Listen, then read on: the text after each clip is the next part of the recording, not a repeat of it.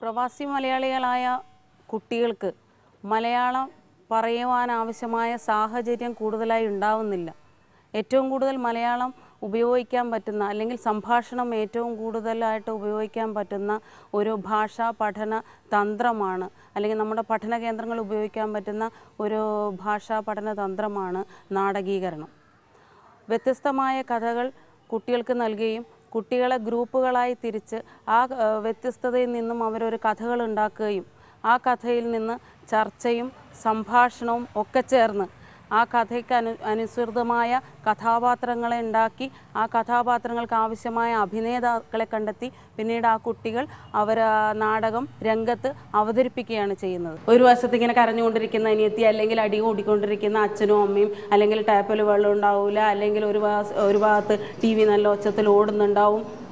അങ്ങനെ ആകെപ്പാടെ പ്രശ്നം. അപ്പോൾ അഭിനവ് രാവിലെ എഴുന്നേറ്റ് വന്നാൽ അഭിനവിന് പഠിക്കാൻ പറ്റുമോ? അല്ലെ വേറെ എന്തെങ്കിലും കാര്യങ്ങൾ കൃത്യമായിട്ട് ചെയ്യാൻ പറ്റുമോ? ഇല്ല അല്ലേ? അപ്പോൾ ഇതാണ് നമ്മൾ അഭിനവിൻ്റെ വീട്ടിൽ ദിവസം കാണുന്നത്. പക്ഷേ നമുക്ക് അതിനെന്തെങ്കിലും ഒരു വഴി കണ്ടെത്തിയല്ലേ പറ്റൂ. എല്ലാ ദിവസവും ഇങ്ങനെ ആയാൽ ശരിയാവോ? ഇല്ല അല്ലേ? അപ്പോൾ നമുക്കൊരു വഴി കാണാം. അപ്പോൾ ഒരു ദിവസം രാവിലെ അഭിനവ് എഴുന്നേറ്റിട്ട് ഇങ്ങനെ ആലോചിക്കുവാണ്, ഇതിനൊരു വഴി കാണണം. അഭിനവ് ഒരു വഴി കണ്ടുപിടിച്ചു. അപ്പോൾ നമ്മളെന്ത് ചെയ്യണം? നമ്മൾ കുറച്ച് കുട്ടികൾ ഗ്രൂപ്പായിട്ട് തിരിഞ്ഞിട്ട് നമ്മളെല്ലാവരും അഭിനവാണെന്ന് വിചാരിച്ചോ, ഒരു വഴി കണ്ടുപിടിക്കാൻ പറ്റില്ലേ?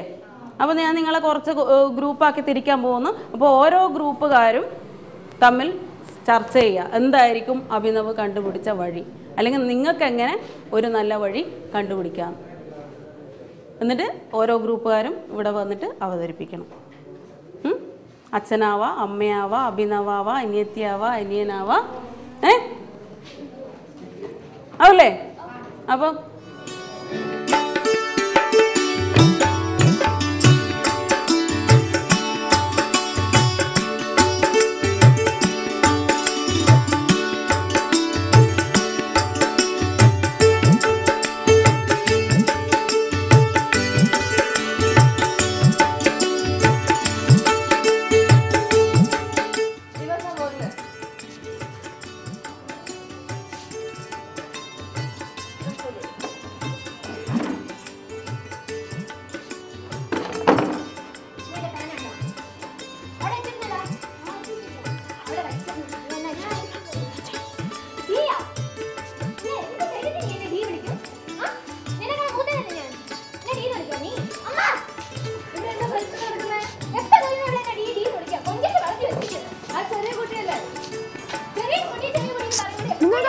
പണിയല്ലേ, ചുമ്മാ വഴക്കുണ്ടാക്കിക്കൊണ്ട് എപ്പോഴും.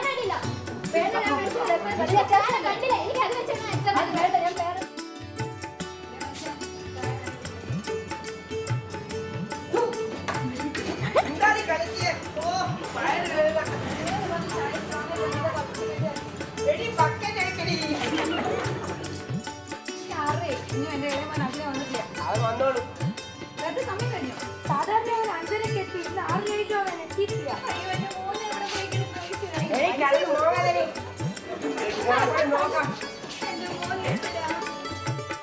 ഞാൻ പഠിച്ചുകൊണ്ട് വരാൻ പറഞ്ഞു. എല്ലാരും പഠിച്ചാ? അഭിനയ നീച്ചേ, നമ്മുടെ മലയാളം ഭാഷയുടെ പിത ആരാണ്? എന്താ ഇന്നലെ പറഞ്ഞല്ലേ? എന്താ നിങ്ങൾക്കൊക്കെ അറിയോ? മാർട്ടിനെ എനിക്ക് പറഞ്ഞേ. ഓക്കെ, ഇവരൊക്കെ ക്ലാസ് അല്ലേ ഇരിക്കണേ? നീ എവിടെയായിട്ട് ക്ലാസ് നടത്തുമ്പോ കയ്യടിച്ചേ. പഠിക്കാൻ പറ്റോ? നീ പഠിച്ചിട്ട് വരോ?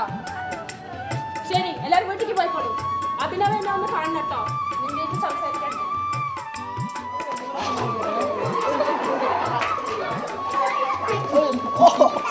ഓടി അവിടുന്ന്.